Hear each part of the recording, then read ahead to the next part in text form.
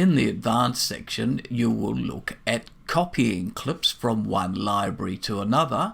You will look at copying those clips to a new library or moving clips between libraries or to a new library. The difference between copying is that the clips in the first library are retained in that library. If you move a clip to a new library, then the clips in the old library are deleted. You will also look at the metadata information available in clips underneath the info window.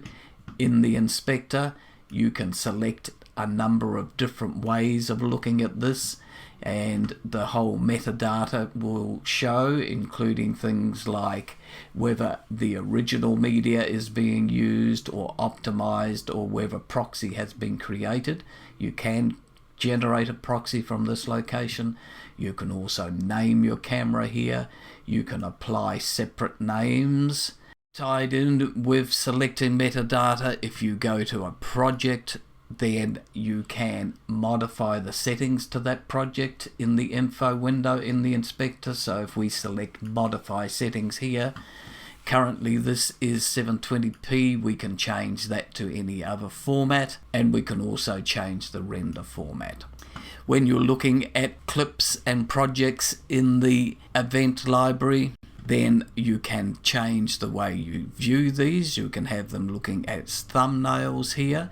You can look at those individual thumbnails in more detail every minute rather than the whole clip showing as one, and we can take this down to a half a second view of a clip. Personally, I prefer to stay on the all.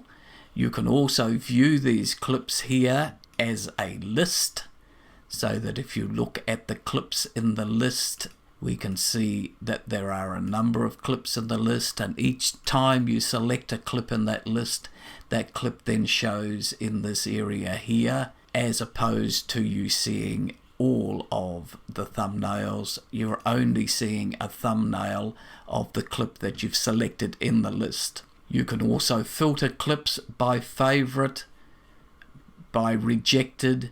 If we sort here all the clips and hide the rejected, then that clip has disappeared. But then to bring it back, we can select all clips, and there it's visually back again, and you'll see that the portion of the clip that's been rejected or hidden is showing a red line. If we select a clip and make it a favorite, then you'll see that it has a green portion there. We'll look at detail about the background tasks. If we click on this, it will show us currently whatever background tasks are happening. We'll take a detailed look at the preferences rather than just the superficial look that you saw in the basics section. Even though camera footage is transcoded by Final Cut when you ask for it, we will look at how to move a project from Final Cut Pro 7 into a Final Cut Pro 10 project. You will see when you import, you have the choice to optimize your media or to create proxy media. You can also import just the footage without optimizing it. And if you were to do that, if we look here in our preferences, we can see that we can import the media, copy the files, or just leave them in place. And then you have the choice for optimizing the media or creating proxy media. If you were to not create optimized or proxy media, right-clicking on the footage, you will see that you can transcode the media after you have imported it. If this was to show in dark here, create optimized media, then you'd be able to tick it. Now in this case, the optimized media has already been created, so the choice is not available to you.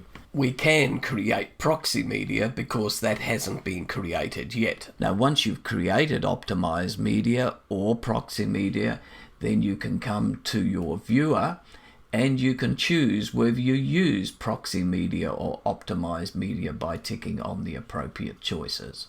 Now, in this case, we've asked it to provide proxy media. The proxy media is not available, so we now see that we have our missing links, all of the red footage.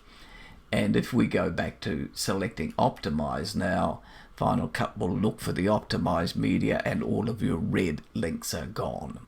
We'll look at relinking files from the event library. We'll also take a brief look at keyframing. Keyframing can be achieved in the viewer using the keyframe function here, and it is a way of animating clips within Final Cut. You can also keyframe any effect that you have. We can see that the keyframe items are available. Wherever you see those little diamonds, you can add a keyframe, and hence you will be able to animate that effect. So those are some of the things you'll see in the import and organization tutorial. I hope you enjoy the tutorial.